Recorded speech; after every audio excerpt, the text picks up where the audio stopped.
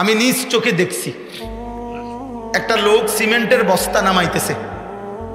এটা আমি কয়েকবারই বলছি এই কথাটা, আমার এত মায়া লাগছে। সিমেন্টের বস্তা নামাইতেছে, যে প্রতিটা বস্তা নামাইতে গেলে ট্রাকের থেকে গোডাউনে এই পিঠটা আপনার বাঁকা হইয়া যায়, এরপরে বস্তাটা এখানে লয় 50 কেজিওয়ালা বস্তা। এইভাবে সে নিয়া আপনার গোডাউনে থুইছে। 60 টাকা বা 8 টাকা বা সর্বোচ্চ 10 টাকা এক বস্তা সিমেন্ট যদি ট্রাকের থেকে ওই গোডাউনে থয়, তাইলে 50টা বস্তা এই বেচারা যদি নিয়ে থাকে। আমি তাকাইয়া দেখছি একটা বস্তা ফালাইবার পরেই এই ছোট্ট একটা গামছা কোমরের থেকে খুললে এটা দিয়ে ঘাম, তার শরীরটা ঘামগুলো মুছতেছে। এই মুছতে মুছতে আবার আরেক বস্তা নিছে। এইভাবে 50 বার হয়তো তার ঘামে ঝরছে। এভাবে 50 বার তার কোমরটা বাঁকা হয়ে গেছে, পিঠটা বাঁকা হয়ে গেছে। বিনিময়ে হয়তো 500টা টাকা পাইছে, 10 টাকা করে। তাইলে এই 10-500 টাকার থেকে তোমারে বাবা আপন সন্তানের হাতে 200টা টাকা হাতে দিছে, আর এই জানোয়ার এই ঘামে ধরা টাকার 200 টাকা দিয়া মোবাইলে উলঙ্গ ছবি দেখতেছে। এ কত বড় নিকৃষ্ট জানোয়ার, এ মানুষ নামের কত বড় কলঙ্ক, এ বাবার কত বড় নাফরমান সন্তান।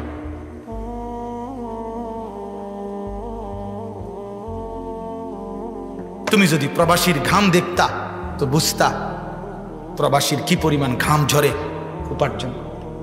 আমি তো দেখছি সৌদি আরবে প্রতিবারেই হজ উমরায় গেলে আমি তো প্রবাসীদের রুমে রুমে যাই। প্রবাসীদের সাথে আমার বহুত সম্পর্ক, আলহামদুলিল্লাহ। প্রবাসী আমাদের অনেক মহব্বত করে, অনেক কাঁদে। এইবারও হজ্জের সময় এক যুবক আমারে জড়ায় ধরে বলতেছে, হুজুর 16 বছর আজকে বিদেশে আসি। চিৎকার দিয়ে কাঁদছে, ফোলাটা আমারে ধরে কইতেছে, হুজুর আমাকে কিচ্ছু নাই জীবনে, আমাদের কোনো কিছু নাই, আমার লাগে দোয়া করেন। তা আমি বললাম, কেন নাই? কিছু নাই বলতে ওই আমারে বলতেছে, হুজুর এই পর্যন্ত জীবনে 16 বছর যারে যত টাকা দিছি কাউরে খুশি করতে পারি নাই। যতই দিছি হুজুর কয় আরো দিতে পারত, দিছি 10,000, কতে একটা বিদেশ তাইতে ইচ্ছা করলে 20,000 দিতে পারত। বুঝেন নাই কথাটা? কাউরে খুশি করতে পারি নাই। সবাই কথা হইলো এটা, আমি প্রবাসীর কাছে আরো টাকা আছে, আমার সব দিয়ে লাইছি হুজুর, আমি কাউরে খুশি করতে পারি নাই। আমার এত মায়া লাগছে, আহা এই টাকা দিয়ে তো তোমাদেরকে পাঠায় বাবা, সেখান দিয়েই তুমি নারী দেখো, ছবি দেখো। এই প্রবাসীর রক্ত পানি করা ঘামের এই পবিত্র টাকা তার স্ত্রী, যাদের বেহায়া নারী বাজারে বাজারে ঘুরে। হায় নারী, এই বোন, তুমি তোমার স্বামীর উপরে অনেক বড় জুলুম করলা। তুমি জানো না তোমার বিদেশি স্বামীর একটা একটা টাকার পিছনে কত ঘাম আছে, অনেক ঘাম মিশে আছে, অনেক কষ্ট মিশে। লোকটা কোনোদিন নিজের, কেউ তারে যে একটু রান্না করে দিবে, কেউ তারে 1 কাপ চা বানায় দিবে, আপন জন তো নাই, নিজের জামা নিজে ধোয়। আমি এই দিনও কাতারে আমার এক মহব্বতের ছেলের লগে আমি ভিডিও কলে কথা বলছি, আমার এক প্রবাসী। আমি দেখলাম এই একটা রুমের মধ্যে 4টা খাট, ছোট্ট একটা রুম, প্রত্যেক খাটের মধ্যে 2 জন মানুষ, মানে নিচে একজন শুয়ে রয়েছে, উর্ফে একজন হুজুর, এই 8 জন। বাচ্চার মতো ওই বেটা শুয়ে রয়েছে, ওখানে বইয়া আমার দিকে চাইয়া রয়েছে। আমি বললাম, উনি কি তা? হুজুর আমার লগে থাকে, উনিও প্রবাসী। আহা মায়া লাগছে, মানে আলগা জায়গা নাই, এক খাটে 2 জন ঘুমায়, নিচে একজন, উর্ফে একজন। এত কষ্ট করে কাটায়, এটা কি জীবন? দেশে এটা কল্পনা করা যায়? অথচ তার টাকার মধ্যে তার ফ্যামিলি 12,000 টাকা দিয়ে শহরের বাসায় ভাড়া থাকে। হাতের ফুতে জমিদার, তার আড়ার স্টাইল দেখলে বোঝা যায় তার আব্বা হইল আটলান্টিক মহাসাগরের মালিক। হিমালয় পর্বত তার বাপের, তার হাঁটা দেখলে মনে। মুসলমানের যুব সমাজের বিরুদ্ধে লাগছে যে এদেরকে প্রেম, ভালোবাসা, নারী, ছবি, অস্থি দৃশ্য, এদের শরীরের ফ্যাশন, রূপচর্চা, কাপড়, পোশাক, এই সামান্য বিষয়ের উপরে লাগাইয়া একটা চটপটি খাইতে গেছে 3 ঘন্টা নাই, 1 প্লেট চটপটি খাইছে। কিছু এতক্ষণ ধরে চটপটি খাইছে। একজন মুসলমানের 3 ঘন্টা কোনো মূল্য নাই। 10 ঘন্টা, বিকাল 3টায় বের হইছে, রাতের 11টা বাজে ঘরে ফিরছো তোমরা। 8 ঘন্টা পরে যদি জিজ্ঞাসা করা হয় নওজোয়ান কি করছো এতক্ষণ, ঘুরছি। মুসলমান 8 ঘন্টা এভাবে ঘুরে, অথচ 8 ঘন্টা প্রতিদিন ডিউটি করে কত মানুষ উপার্জন করে। অসংখ্য মানুষের চাকরির ডিউটি কয় ঘন্টা? 8 ঘন্টা ডিউটি করলে উপার্জন হয়, বেতন হয়।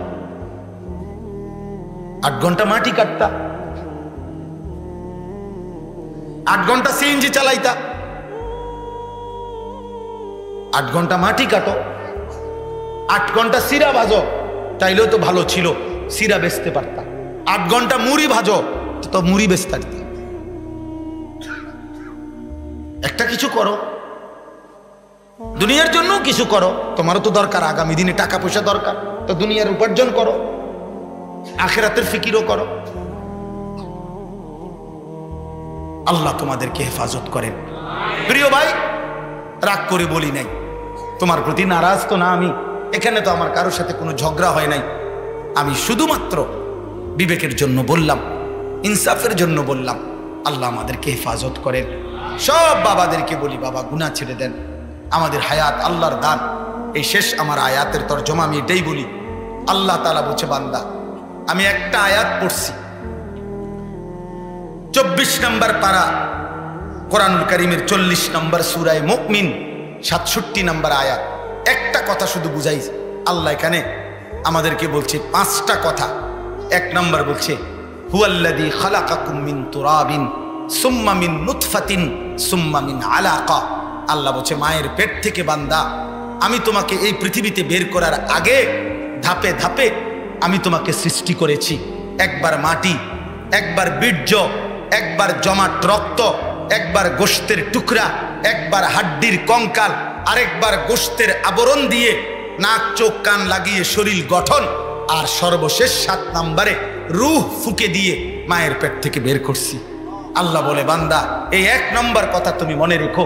7 ধাপে আমি চাইলে কুন বললেই হয়ে যেত। আমি কুন ফায়াকুন, আমি যদি বলি হও তাহলেই তো হয়ে যায়। আমি এটা বলেও তোমারে বানাইতে পারতাম, কিন্তু আমি তোমারে বেশি মায়া করে মায়ের অন্ধকার জরায়ুতে 9 মাস লাগাতার রেখে আমি আল্লাহ আমার কুদরতি হাতে একটা একটা করে ধাপ অতিক্রম করে আমার নিজ হাতে চোখ নাক কান আমি লাগাইয়া আমি তোমার আকৃতি দিয়ে মায়ের পেট থেকে আমি তোমাকে বের করেছি। অতএব বান্দা আমারে কেমনে বললাম? তুমি জানো না আমি তোমারে কত যত্নে বানাইছি? আমারে বললা কেমনে? আমারে একটা সেজদা দিলা না কেমনে? 2 নাম্বার, আল্লাহ আবার মনে করাইছে, সুম্মা ইউখরিজুকুম তিফলান সুম্মা লিতাবলুগু আশুদ্দাকুম সুম্মা লিতাকুনু শুয়ুখা। আল্লাহ বলেন, এবার মায়ের পেট থেকে বের হয়ে ভাবো তো, আমি আল্লাহই তো তোমাকে শিশু বানাইলাম, আমি আল্লাহই তো তোমাকে পূর্ণ শক্তি যৌবন দিলাম, আমি আল্লাহই তো তোমাকে আবার বৃদ্ধ বানাইলাম। এটাও কি আমি করি নাই? কথা বলে না, আল্লাহ করে নাই? শিশু কে বানায়? যুবক কে বানায়? বৃদ্ধ কে বানায়? আল্লাহ বলেন, শিশু কালো তো আমার, যৌবন কালো তো আমার, বৃদ্ধ কালো তো আমার, তা আমারে ভুলে গেলা কেন? মায়ের পেটের সময়টাও তো আমার, আমারে বললা কেন? 3 নাম্বার, অমিনকুম মান ইউতাওয়াফা মিন ক্বাবলু। আল্লাহ বলে, বান্দা মনে রেখো, তোমার দাদা, তোমার চাচা, তোমার বড় ভাই, তোমার সমবয়সীর চাইতে বয়স্ক, তাকে দেখে তুমি প্রতারিত হইও না। বরং এটা মনে রেখো, আমি সবাইকে জন্ম নিলেই, মায়ের পেট থেকে বের করলেই সবাইকে আমি জোয়ান বানাই না, সবাইকে আমি বুড়া বানাই না। আমি কিন্তু চলতি পথে অনেককেই পূর্ণ বৃদ্ধ পর্যন্ত পৌঁছবার আগে আগেই মৃত্যু দিয়ে ফেলি, এবং মৃত্যুই দেই বেশি, টিকে রাখি কম। এই জন্য হাসান বসরি রহমতুল্লাহ আলাইহি বলছেন, হে যুবক মনে রেখো, আম গাছ থেকে যে ফুল বের হয়, মুকুল, বই, আমের বই, আমের মুকুল, তিনি বলছেন ওই মুকুল সবগুলো আম হয় না। যতগুলো ছোট্ট ছোট্ট আম হয় সবগুলো বড় আম হয় না, যতগুলো বড় হয় সবগুলো ফাঁকে না, বরং মনে রাখবা ঝরে যায় বেশি, থেকে যায় কম। মুকুল ঝরে যায় বেশি না টিকে বেশি? ছোট্ট আম, ছোট্ট ছোট্ট যে পিচ্ছি পিচ্ছি আম ধরে ফইলা, এগুলা বেশি টিকে না ঝরে যায় বেশি? এই জন্য বলছে ঝরে যায় বেশি, টিকে থাকে কম। আল্লাহ বলছে বান্দা আমি কিন্তু সবাইকে শেষ পর্যন্ত, বৃদ্ধ পর্যন্ত নেব না। আমার এক বন্ধু মৌলানা মোতালেব হুসাইন সালিহি, বক্তা আলেম, মৌলানার ছেলে মেয়ে, তার দুইটা ছেলের পরে একটা মেয়ে হয়েছে। আজকে 1 মাস অসুস্থ ছিল, নতুন 1 মাসের বাচ্চা। গতকালকে রাত্রে 10টা বাজে নিঃশ্বাস আটকায়া বাচ্চাটা মারা গেছে। আজকে সকাল 11টা, সাড়ে 11টা বাজে দাফন হয়েছে। অনেক কাঁদতেছে যে ঢাকা হসপিটালে ছিল। রাত্রে 12:30, 1টা বাজে যখন আমারে কথা বলতেছে, কাঁদতেছে আর বলতেছে আমার সন্তান আমার কোলে। এত ছোট বাচ্চা, তোর অ্যাম্বুলেন্সে আনার দরকার নাই, ওই যে আমার সন্তান আমার কোলে আমার দিকে তাকায় আছে। তাইলে বাপ আল্লাহ বলছে বান্দা অহংকার করো না বান্দা, আমি যখন তখন মৃত্যু দিয়ে ফেলব। কাজেই মৃত্যু আসলে আর আমলের সুযোগ হবে না, হায়াত না পেলে আর আমলের সুযোগ হবে। কাজে আজই নামাজ পড়ো, বলো ইনশাআল্লাহ। সর্বশেষ আল্লাহ বলেন ওয়ালিতাবলুগু আজালাম মুসাম্মা ওয়ালাআল্লাকুম তাকিলুন। আল্লাহ বলেন আমি কিন্তু কাউকেই অনির্দিষ্ট, অকালে, অসময়ে মৃত্যু দেই না, কিন্তু আমি প্রত্যেকের জন্য হায়াত নির্ধারণ করে রেখেছি। ওই নির্ধারিত সময় পর্যন্ত পৌঁছাইয়েই আমি মৃত্যু দিয়ে থাকি। অতএব কেউ অকালে মরে না, নির্দিষ্ট সময় মরে। কখন মরে বলে না? নির্দিষ্ট সময়। বলে আল্লাকুম তাকিলুন। আল্লাহ বলে এই যে আমি মায়ের পেট থেকে 7 ধাপ, দুনিয়াতে একবার শিশু, একবার যুবক, একবার বৃদ্ধ, আবার কাউকে হায়াত দেই, কাউকে মৃত্যু দেই, কাউকে হাসাই, কাউকে কাঁদাই, কাউকে সুখ দেই, কাউকে দুঃখ দেই, কাউকে সুস্থ রাখি, কাউকে অসুস্থ বানাই। এই সবটা আমি কেন করি? যেন তুমি বুঝতে পারো প্রত্যেকেই যে তোমার কোনো ক্ষমতা নাই, মূলত আমায় আল্লাহর ক্ষমতা। অতএব ইনসাফের দাবি, আকলের দাবি, বিবেকের দাবি, যুক্তির দাবি, বাস্তবতার দাবি আমার দেহ, আমার শরীর, আমার শৈশব, আমার যৌবন, আমার বৃদ্ধ, আমার রাত, আমার সুখ, আমার দুঃখ, আমার আনন্দ, আমার বেদনা, আমার সুস্থ থাকা, আমার অসুস্থ, আমার নিঃশ্বাস, আমার হাতের নড়াচড়া, আমার বিন্দু বিন্দু নড়াচড়া, জীবনের প্রতিটা স্পন্দন আমার আল্লাহর হাতে। অতএব ইনসাফের দাবি আল্লাহরই ইবাদত করা, আল্লাহরই গোলামি। এটাই আল্লাহ বলছে। তুমি যেন বুঝতে পারো যে আমি আমার ইবাদতই করা উচিত, কারণ তোমার তো কিচ্ছু না বান্দা, সবটা তো আমার। তাহলে আমারে অবমূল্যায়ন করছো কেন? আমার কথার নাফরমানি করছো কেন? আল্লাহ আমাদের সমস্ত কিশোর নওজোয়ানকে হেফাজত করেন। বয়স্ক বাবারা গুনাহ ছেড়ে দেন, পর্দার আড়ালের মা বোন গুনাহ ছেড়ে দেন, 5 ওয়াক্ত নামাজে অভ্যস্ত হন। এবার আমার শেষ কথা হলো, যাদের বয়স 30 এর নিচে, 30 বছরের নিচে যাদের বয়স, তোমরা হাত উঠাও, হাত উঠাও ভাই। 30 বছরের নিচে, মাশাআল্লাহ, সবই তো মাশাআল্লাহ, ইনশাআল্লাহ আগামীর পৃথিবী ইসলামের পৃথিবী, ইনশাআল্লাহ আগামীর পৃথিবী ইসলামের পৃথিবী, ইনশাআল্লাহ ইনশাআল্লাহ।